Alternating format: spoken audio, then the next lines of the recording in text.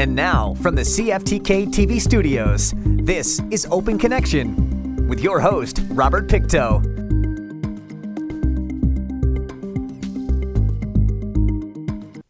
Welcome to Open Connection. I'm your host, Robert Pictou. Our show today comes to you from the traditional and unceded territory of the Tsimshian people. Aluminum is the third most abundant element in the Earth's crust after oxygen and silicon.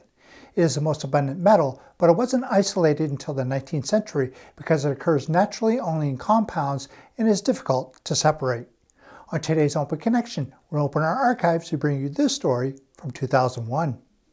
It did not look good for approximately 70 temporary workers back in November when Alcan made public their dilemma.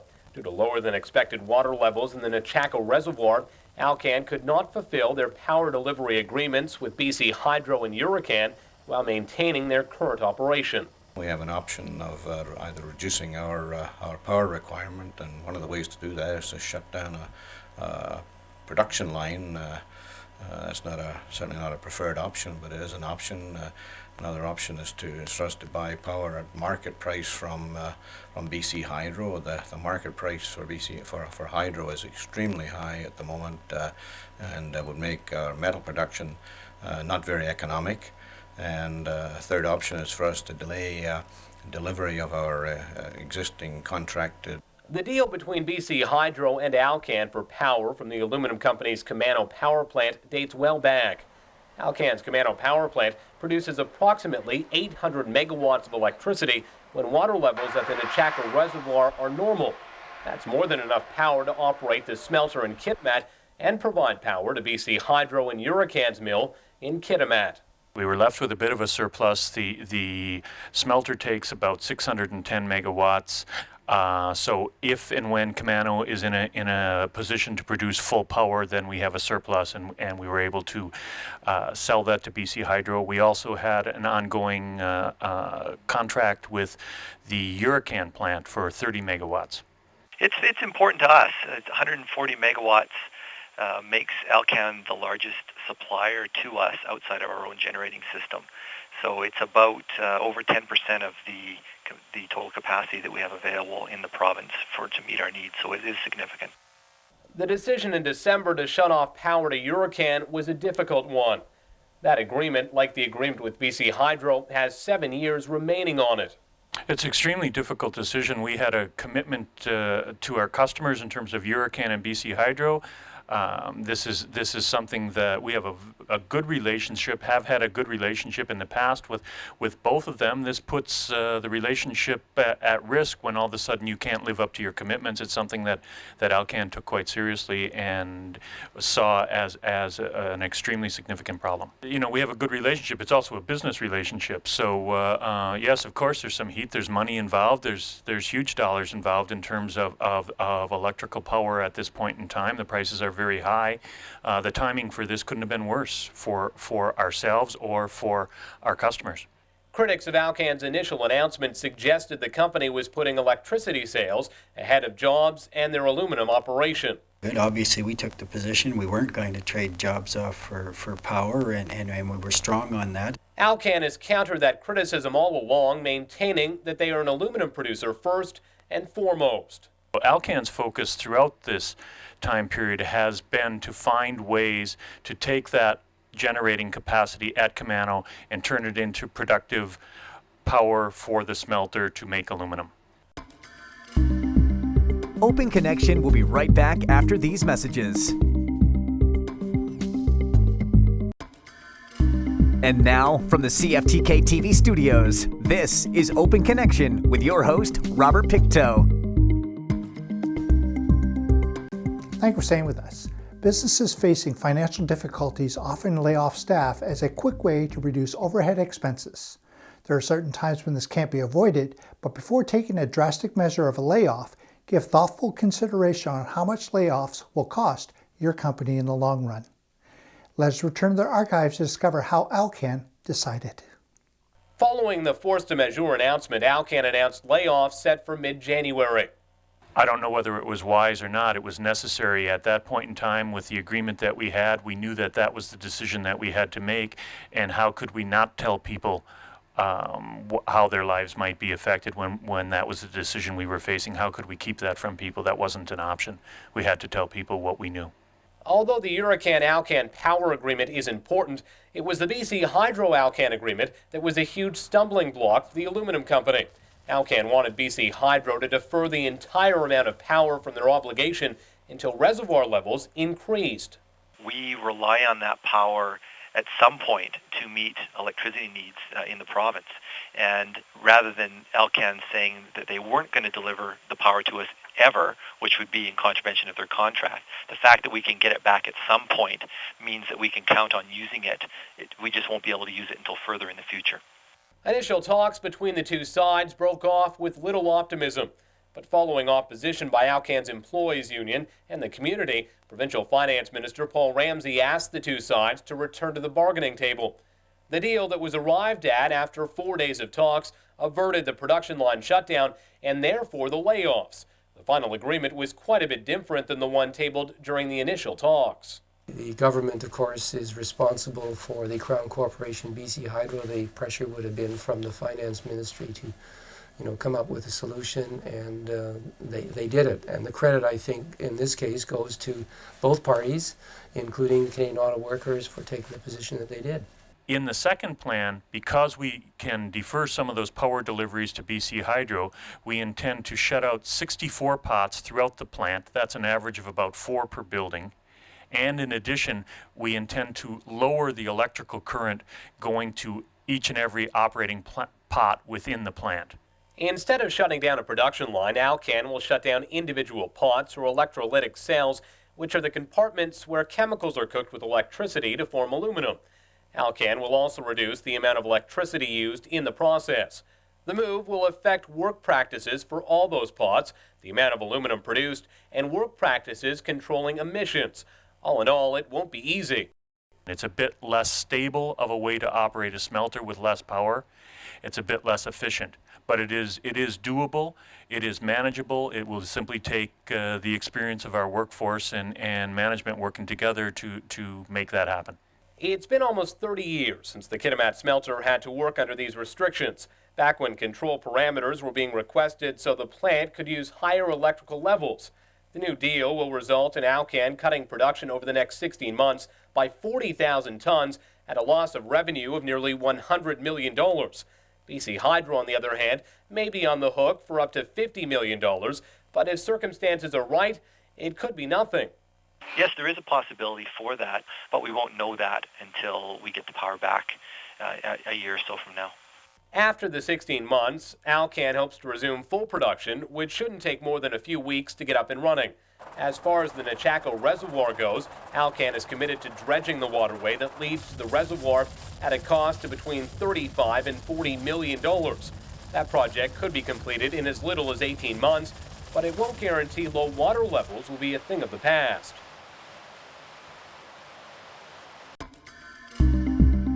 Open Connection will be right back after these messages.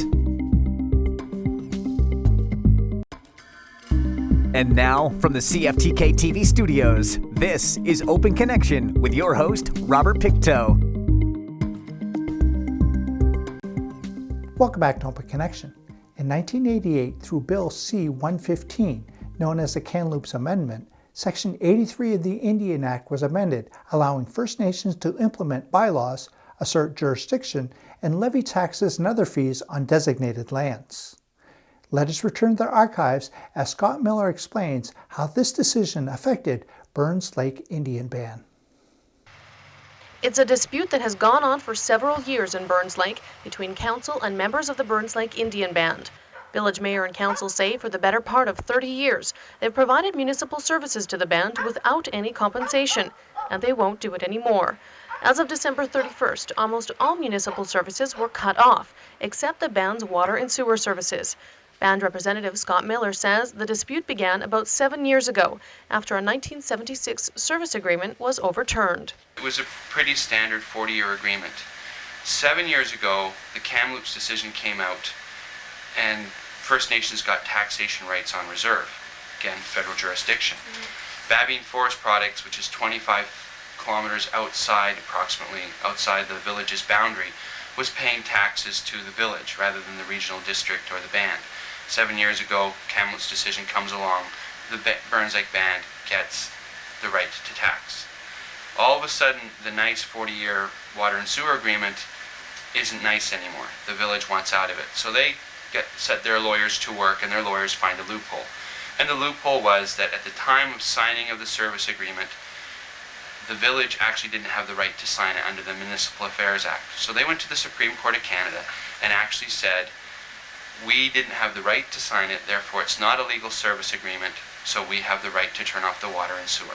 Miller says since then, both sides have been scrambling to put together a new agreement. He says the village has been offered tens of thousands of dollars over the years, but they won't take it.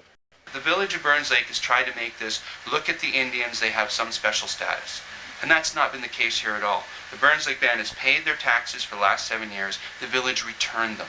I know, last 2 years, I paid it myself. I went out there, brought in the check from the band, gave it, got a receipt, came back to the office, and then we got a letter back with the check returned saying that this is not what the village wants. Here's your money back. But Councillor Lyle Graham says, to his knowledge, taxes have never been paid by the band. The band has never ever paid any tax. And when the Babine Mill was started out here, we got an extension so we were able to tax them. And we collected the tax for the village. However, when the band got self-government or Indian taxation rights, they got the tax. And we wouldn't get any more of that.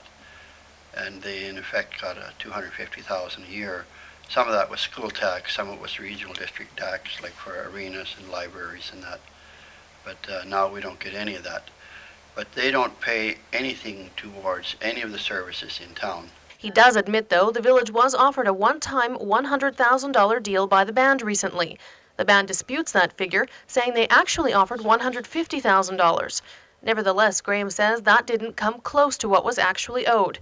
And what the village is also looking for is an agreement similar to one they have with the local Lake Babine Nation. We would like a full service agreement, the same as we have with the Lake Babine band, and that's the bottom line of what we would like. They've paid water and sewage, but at times they've been many months behind, so that in itself would nullify the agreement if it was valid in the first place, because that was one of the conditions of it, that they would be current in their fees for services. They hold up the Lake Babine Nation service agreement as the model. Well, Lake Babine Nation is mostly on fee simple land. They're not on reserve. So the jurisdiction issue doesn't come into play, right? We're on federal reserve. This is federal jurisdiction. We must live by federal environmental laws, federal national building codes, fire rules. And if we enter into surrender jurisdiction to the municipality, well, first, there's the federal government has to agree to that. And secondly, why would they? Why would they surrender jurisdiction when they are, the First Nation that's always lived here? And so the dispute remains in a deadlock, with neither side willing to give in. I haven't seen, anything positive come from the chief in regard to an agreement. And it seems on his part it's always been a negative attitude. And I don't think we have really had a negative attitude there. I mean, we're looking to enhance the village and enhance the services to everybody on an equal basis, and that's what we want. We have tried to negotiate in good faith. Cost plus 10% is quite reasonable for water and sewer service. I mean, it's not part of the tax base of the rest of the village. But if you do the numbers, they're paying the same taxes as anybody else in the village of Burns Lake. Whether the village of Burns Lake calls it taxes or a service agreement is irrelevant. From the band's position, what do they negotiate from? Do they negotiate from an equal footing, or do they negotiate with a gun to their head? And that's what the village wants. So they're saying to the public, give us the advantage here. We need the advantage to shame, and this is what they've said to us point blank. We need the advantage to shame or press the federal government into meeting all our demands. The bottom line here is that the village wants to be properly compensated for services they've provided to the band for decades. The band says the village wants too much, and the band is now in the process of relocating to another area. They say there they'll take care of their own sewer and water issues. In the meantime, they are now building their own interim sewer system on the current reserve at an estimated cost of $780,000 per year. with money provided by the Federal Department of Indian Affairs. Open Connection will be right back after these messages. And now, from the CFTK-TV studios, this is Open Connection with your host, Robert Pictou. He made his Olympic debut at Sochi 2014, where he helped Canada win the gold medal. Her first wore the maple leaf internationally at the International Ice Hockey Federation World Junior Championship, winning bronze in 2001 and silver in 2002. In this final segment of Open Connection, Smithereen, Dan Hamhuis. Danny Hamhuis is definitely a tough character, but I'll tell you what made him a little bit tougher. He went to Howie Meeker's hockey school, and Howie used to play keep away with the kids after the session. Well, Danny used to be able to get the puck off of Howie. Yeah, it didn't really sink in at first. In years before I've seen guys go, and I was kind of like, wow, this guy's unbelievable. But then when you actually do it, I just kind of took it in stride and didn't really actually think about it. He's not what you would expect from a person who just brought home a bronze medal from the World Junior Hockey Championships in Russia. Dan Hamhuis doesn't have an NHL-sized ego. In fact, he's extremely modest about his recent accomplishments. It started in the summer. I got invited to the summer camp, and I was really happy to get invited there. I was kind of a little surprised, but ended up going there, had a decent camp, and then got invited back for the Christmas camp. And training camp was, I think, 4 or 5 days long in Toronto, and I didn't think I was going to make it. The second day I thought I was going to get cut. They had to cut 3 defense after 2 days, so I was hoping that I'd make that cut, but I made the cut and made it through the whole weekend and ended up going.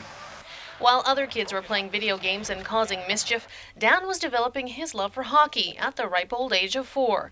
At age 16, the Prince George Cougars took notice of him, and soon he became part of their defensive line. Yeah, it started off in my second year of Bantam. We had a tournament in Prince George, and that's when the Cougars seen me and listed me onto their list, and went to training camp the following August, and I played my first year with the Cougars when I was 16, and I've been there ever since.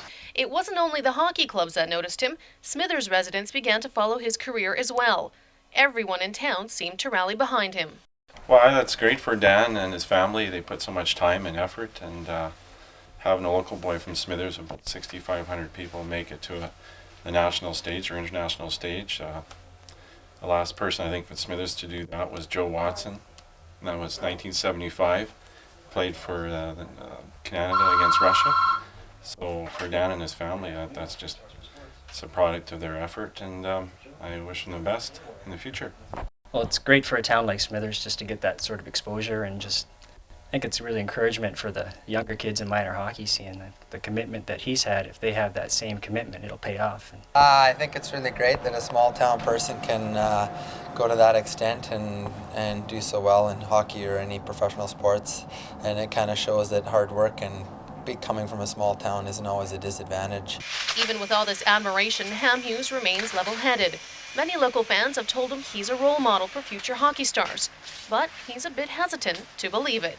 I don't really think of myself as like the big hero or anything, but I've noticed I have a lot of younger cousins, and they all want to be number 5 on their team, and it's pretty funny to see that, and they notice they look up to quite a bit, so it's pretty special to be a guy that these guys look up to, and the same thing, you have to be a mature and responsible example for them as well. But so far I've been really enjoying it, and it's good to see everybody in the hockey mood, World Junior time. Oh yeah, it's a great amount of interest. In fact, my son plays in Adam, and I told him I did Dan's skates yesterday, and he just about fell off his seat. So yeah, a lot of kids are looking up to him, and I think that he's a good person to kind of mentor after. His demeanor and his way he handles himself is great for young kids to follow his example, and maybe that's one of the reasons why he is where he is today. And another penalty coming up here, and it looks as though it may be double penalties. That is Dan Hamhuis in the penalty box.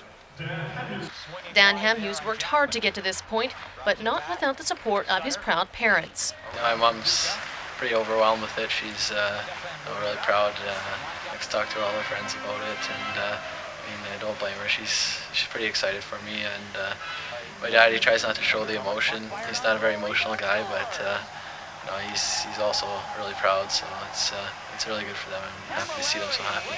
So where does he go from here? He has his sights set on the National Hockey League. In fact, he's the #1 Western Hockey League draft pick. But again, he won't let that go to his head.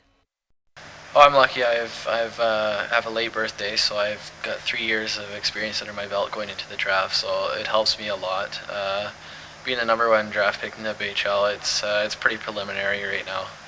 But it's nice to be recognized. But on the same token, it's going to be have to work even harder now, because as soon as you're on top, people try to pick you apart to bring you down. So I have to work a little harder and try to keep myself up there. And Hamhuis' shot is redirected up over the glass. There were over 800 construction workers in Camano at the peak of activity. The Sewakin camp now resembles a ghost town. Only a handful of people working for a company with a maintenance contract are still there. The place looks like the biggest Ford dealership in the north, with dozens and dozens of trucks and other vehicles up on blocks. The new powerhouse, where up to 180 people a day were working, is in a state of suspended animation. The transformer gallery has turned into a kind of storage tomb for all kinds of parts and equipment, and some of the transformers that should have been installed by now sit outside in a containment site. Most of the materials need continuing care and maintenance. If we want to maintain any type of a warranty, especially with the critical electrical equipment, we have to ensure that there's certain precautions taken when the equipment is both received and inspected throughout the life of the suspension. So what our contractor will do under our guidance is take this apart and ensure that, say, silica gel is maintained up to date, that the packaging is kept so that there's no humidity or no moisture, creating a situation that will make some of the equipment rust, as an example. Sprinkler systems, storage buildings, containment dikes, it all adds up to a great deal of money that will produce no lasting benefit to the project in the end. With no experience in mothballing such a huge hydro development, many of the snags just couldn't be foreseen. I don't think we anticipated most of what's going on now. Most of the equipment and materials that's coming in for the turbines and generators, I don't think anybody really anticipated exactly what we would get into. Since we've suspended 2 years ago, we've taken delivery of the 12,000 tons I was talking about. That involved almost 200 containers. These are 20 and 40 foot containers. Involved almost 200 trailers of material. It's an enormous amount of material for a group that's supposed to be suspended to disassemble, to inspect, to record, and then to store. Tremendous problems. Thank you for joining us for this episode of Open Connection. The greatest distance in the existence of man is not from here to there, but the connection from his mind and heart. If we can conquer that distance, we can soar like an eagle and realize our immensity within. I'm Robert Picktow.